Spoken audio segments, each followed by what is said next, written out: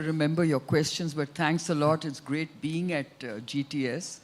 So let me start with your first question about what does biotech do to society as a whole? And I would say that right now we're at the cusp of some very, very exciting new technologies emerging in biotech. Starting with, of course, gene editing technologies, which is CRISPR-based. We also have this emerging field of synthetic biology. And I think this, the sector that I started my company with, enzyme technologies, are beginning to get to play a very, very key role in sustainability and new technologies. So if I were to look at each of these technologies, I think the social impact is tremendous, because through gene editing, synthetic biology, and enzyme technologies, we are actually in a position to come up with new ways of developing drugs, new ways of developing biomaterials, new materials. We have new ways of developing smart foods, smart proteins, and so on and so forth. So I think what we are really at the cusp of is to see all this happening in the foreseeable future. Now, this is very exciting because it has a huge impact on the way we look at land use, the way we look at new forms of energy, the way we look at sustainability in general, and the way we develop new drugs for unmet medical needs. So I think, and of course, agri-tech as a whole, how do we develop new foods, new crops, and et cetera, et cetera. So I just think, George, it's a very exciting time for biotech. But what makes all of this possible is information technology and data science.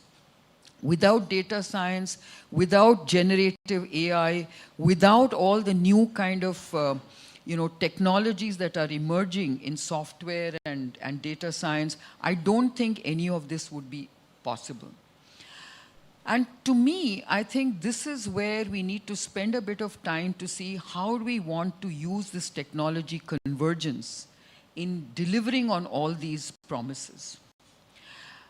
I think the biggest challenge we have in the biotech sector is because a large number of these so-called drugs and foods and other materials are consumed by human beings. The biggest regulatory challenge is about safety and efficacy. And we have another added challenge is that in the past, regulatory processes were so long and gestational in terms of taking the lab, the idea from lab to market, that the inherent risk that lies in taking these ideas to the market is both expensive and gestational, which kind of deters investment. So when you look at the IT sector and the regulations around IT sector, you can take an idea to the market in a very short period of time. And that's why investors are very excited, because they're willing to back new ideas, because either it works or it doesn't work, but you know that very fast. In our sector, it takes years, sometimes even 10 years to take an idea to the market. And at the end of 10 years, the probability of failure is also very high. And that makes it very difficult for investors to back these new ideas in biotech. I think technology can compress these timelines. I think you can make, predictive kind of and prognostic kind of algorithms work in this sector. And I, for one, believe that technology has a very, very important role to play in the future of biotechnology and the way we develop products. I would love to see an idea, being able to go from lab to market in less than a year. Now, how do we do that? The way we do that is to really look at, completely reforming our regulatory process. Regulations today depend a lot on iterative processes, trial and error, and of course, human subjectivity in interpretation of that data. Just think about how you can actually turn it on its head if you use technology. The iterative process can be made much more predictable by just using generative AI, data analytics to really come up with algorithms that allow you a greater probability of success, a greater predictability in how you're going to deliver on these products. Because safety and efficacy data points can be established through these kind of methodologies. I would love to develop a drug in a year because there are huge unmet needs in every disease segment. And if you can do it in a short cohort of patients who, quote unquote, are not being used as guinea pigs, but you know what you're doing with that drug and you know how it's going to work in the human body. And if you can validate all that you think is happening and take that product to the market very rapidly, I think there'll be huge investment, huge numbers of, I think the whole startup ecosystem can flourish today. And you will have an ideas economy even in biotech, which is really sparse when you compare it to IT. So I would like to see the use of technology in a much bigger way. And I must admit, biotech and the pharma sector in general are very late adopters of technology. And I think a lot of it has to do with regulations that surround this sector. Because regulators have been very slow adopters of technology in leveraging technology to accelerate regulation or regulatory approvals. And to that point, George, I think we need to really ensure, you just heard in the previous panel discussions, I think tech-savvy regulators are very crucial to what we're trying to do.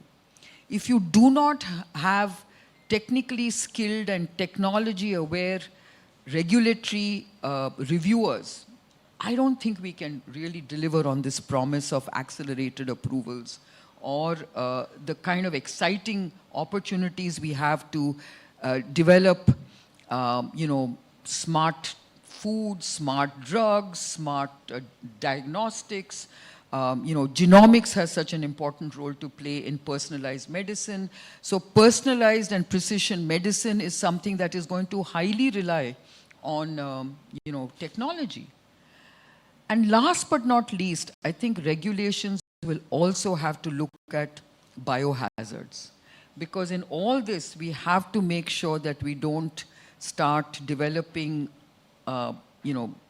either products or organisms that are unintended in terms of their consequences.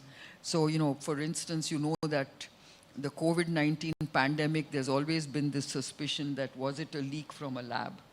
We need to make sure that there is very strong cooperation across the world in terms of surveillance when you're getting into these new and exciting areas. So whilst we are trying to develop a smart food or a smart protein, let's make sure that we do it right. And that's where the regulations are very important. And that's where surveillance becomes very important. So I'll just end my comments there because you asked me so many questions and I did take a long time answering them. It's great. Let me pull on a couple of threads, Kiran. One is the availability and accessibility of the data that you would need to use information technology in the various ways that you talk about. Does that exist, and in what ecosystems? In other words, does it exist kind of globally or nationally? Where are the data that your company or a researcher at an IIT would need to have? You're right. That's a very important question because at the moment it does sort of exist in silos. But I think this whole concept of data lakes is possible. For instance, all clinical trials that are conducted by various companies do exist on clinical trial protocols. And that's something which you should be able to access and create a data lake from. Okay? Normalizing data is another big challenge in our sector. Hospital data exists in silos. How do you bring that all together? So there has to be a real thinking around how you're going to use hospital-based data. Today, when I look at, insurance companies, they have a lot of data residing with them. How are you going to access that data? So when you're looking at, where do you start? I would say that, drug regulations can start with, clinical trial registries which are accessible and available for technology leveraging. But when it comes to other kinds of technologies, I think you will need to start seeing how you can share data. Of course, there's this whole concept of anonymizing data, which is what every hospital has to do when they share data. But I think where there's a will, there is a way. And I think we have to get policymakers and regulators to think about the power of technology in just, regulating these areas, which is just, surging and accelerating at a speed which regulators are not comfortable with. Well, let me pull on that a little more, because those two things are related. You talked about how the data are siloed, and that's true. I know it's true in the United States, and you're saying it's true here. And you need more informed regulators. Where in the system would be the people who would conclude that you need to break down those information silos and do something about that, and then know enough to begin to figure out how to do that? How would you, if you were put in charge, if they called you now and said, Kiran, you've made enough money, your company's really successful, come figure out how to accomplish this, how would you think about starting that, and who would be involved? So, this morning there was a very interesting session where Rahul Mathan, and Tino and Nandan had a very interesting discussion on how do you embed technology, which sort of runs parallelly between regulation and innovation. And I think that's the way we have to look at it. If you don't have that mindset within regulators that they have to change, that they have to use technology, you will never be able to do anything. But if you embed technology in everything you do, because this is the era of technology. This is the era of converging technologies. So you've got to get policymakers to embed technology-led thinking in the way they script policies in the future. You've got to embed technology in regulatory agencies. If you don't do that, you will never be able to change anything. So when you talk about reforms, it's really about technology-led reforms. We all talk about reforms in policy making, in regulatory systems. It's all about technology-led reforms, technology-led policies. That's what I think is happening today. And I think India being of the size and scale it is at, and the fact that we've started looking at a digital, public infrastructure, which is as a starting point, I think we also need to look at, a digital regulatory infrastructure. Excuse me, I'm fighting a cold. When you think of personnel, to do that, the people that you might want to do that probably are interested in doing the research or going into the business do so. How does government attract those people? I think, when you want to find such people, I think people are up to this exciting challenge. You can find people. I think in India we found a large number of people in this whole data science area. And I'm sure many of them would be very excited to be part of scripting new policies, new regulations. I don't think there's a dearth of people, but you've got to make it exciting. It's not a kind of a mundane job, because you're trying to change the world. You're trying to change the way things are done. So I don't think there's going to be a dearth, and you need to also work with companies that can help you do it. So it's not about, again, working in a silo. I think government also needs to network, needs to interact with people who can help them do this. And I think it's a very exciting opportunity to work with tech companies. I mean, I'll give you an example. I was recently in the US, and I visited a very interesting data-led company that was doing very exciting things with the Mayo Clinic. And what they told me was that they had a 400-strong data science, data analytics team in Bangalore. And they had about a 100-strong data-led team or data thinking team in Boston. Now, I think this corridor is becoming a very interesting corridor in biotech. And we are seeing a large number of these models. So by working with, with companies like this, and I'm sure many of these companies will come up, government can actually benefit a lot, just like Mayo Clinic is benefiting a lot in terms of its more predictable prognostic algorithms with which it can manage patients better and have better outcomes. So I think these are very, very important, inflection points in our journey of technology-led policy making and technology-led regulations that we cannot afford to lose more time. And do you see this as an area that ISET could work on bilaterally, U.S. and India? And if so, kind of how would you frame it or describe where they should start in the discussion about this? So I think, today we are having a large number of discussions on access and affordability of drugs. The US is no exception. In fact, it is at the center stage of that discussion and debate. And I think the usual refrain that you get from industry is it's too expensive to develop drugs. It costs billions of dollars and a very high rate of failure. If you can reduce that rate of failure to being insignificant, and if you can, accelerate the time to market to a fraction of what it is today, it addresses that cost of access, that question of access and affordability. So I think drug regulations is a great place to start because everyone benefits from that. Patients benefit, health systems benefit, and that the investment and spends on healthcare systems across economies is very high, and it's only rising. So how about starting there? Oh, that's great. And would you frame that also in a sense of applying AI to biotech as part of the discussion too? It starts with that. I mean, any new technology has to have convergent technologies driving the future.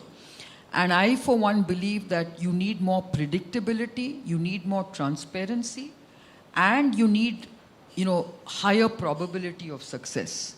Now, in that, as you know, George, very often, when it comes to any regulatory agency, they are very reluctant to embrace new technologies. They would rather play it safe and say no to any new product, right? That's their first reaction.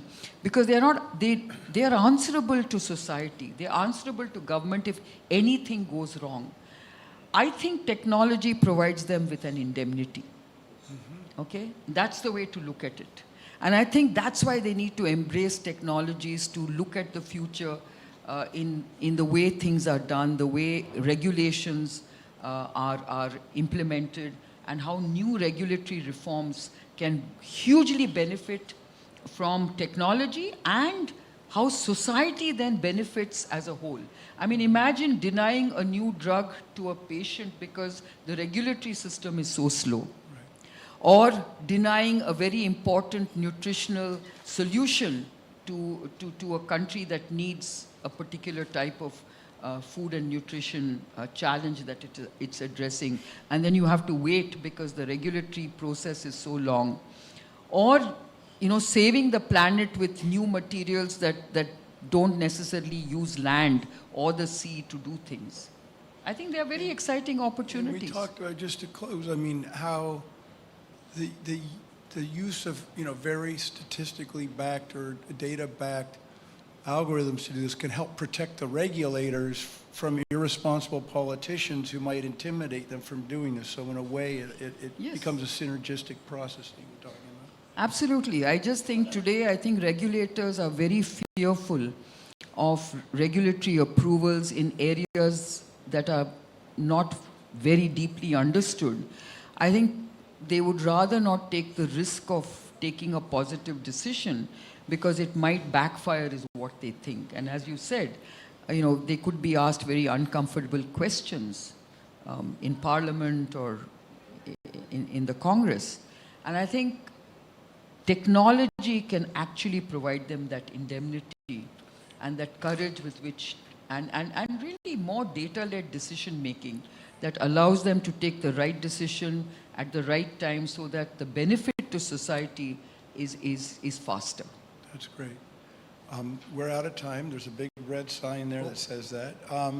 But I want to thank Kiran. That was really interesting. And thank you, as always, for helping in GTS and making it a richer experience for everybody. Thank you all for coming, and look forward to the next session. Thank you.